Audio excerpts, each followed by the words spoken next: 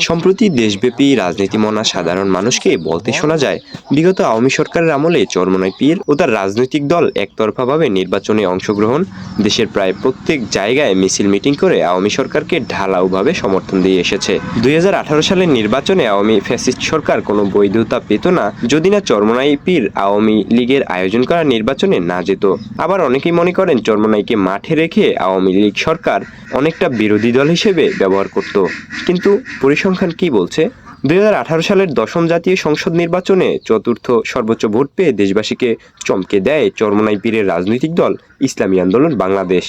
দলটি 1987 সালে গঠিত হলেও 18 সালের জাতীয় নির্বাচনের পর যেন সম্পূর্ণ নতুন রূপে আত্মপ্রকাশ করে এবং তৃণমূল রাজনীতিতে তাদের শক্ত অবস্থান জানান দেয়। 18 সালের 30শে ডিসেম্বর জাতীয় নির্বাচনে কোনো সিট না পেলেও দেশের প্রায় প্রত্যেকটা আসনে দ্বিতীয় কিংবা তৃতীয় সর্বোচ্চ ভোট পেয়ে দেশ জুড়ে হইচই ফেলে দেন ইসলামী আন্দোলন বাংলাদেশের মনোনীত প্রার্থীরা। ঠিক তখন থেকেই চরমোনাই পীরের ভোটের রহস্য খোঁজা শুরু করেন দেশের সর্বাঙ্গের রাজনীতি পিপাসু জনতা। 2018 সালে অবাধ সুষ্ঠু নির্বাচন দেওয়ার কথা বললেও শেষ পর্যন্ত শেখ হাসিনা তার কথা রাখেননি।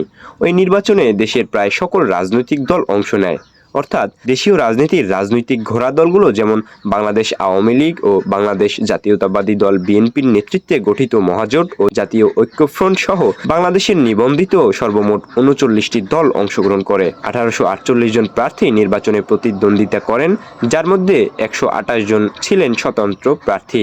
তাছাড়া জাতীয় পার্টির প্রার্থীরা তো ছিলেনই। একাদশ জাতীয় সংসদ নির্বাচনে বিএনপি ও তাদের জোটসঙ্গী দলগুলো মিলে 298টি আসনে ধানের শীষ প্রতীকে নির্বাচন করে। নির্বাচনে বিএনপি জামায়াতের নেতাদের উপরও ভরসা করেছিলেন। সে নির্বাচনে বিএনপির মির্জা ফখরুল ইসলাম আলমগীর, রুমিন ফারহানা সহ মোট 5 জন সংসদ সদস্য হয়েছিলেন। এমনকি জামায়াতে ইসলামীর বর্তমান আমির ডক্টর শফিকুর রহমান ঢাকা 15 আসন থেকে ধানের শীষ প্রতীকে 20 দলীয় জোটের মনোনয়নে নির্বাচনে অংশ নেন।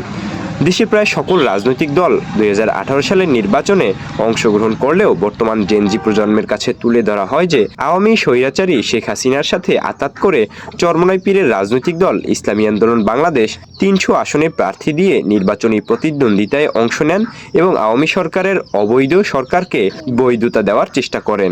চরমোনাই পীর আওয়ামী লীগের দালালি করেন। আওয়ামী লীগের কাছ থেকে কোটি কোটি টাকা নিয়ে তারা নির্বাচনে অংশগ্রহণ করেন। শুধু জেনজি প্রজন্মই নয়, এ ধারণা ঢুকানো হয় বাংলার আমজনতা সকলের মাঝে।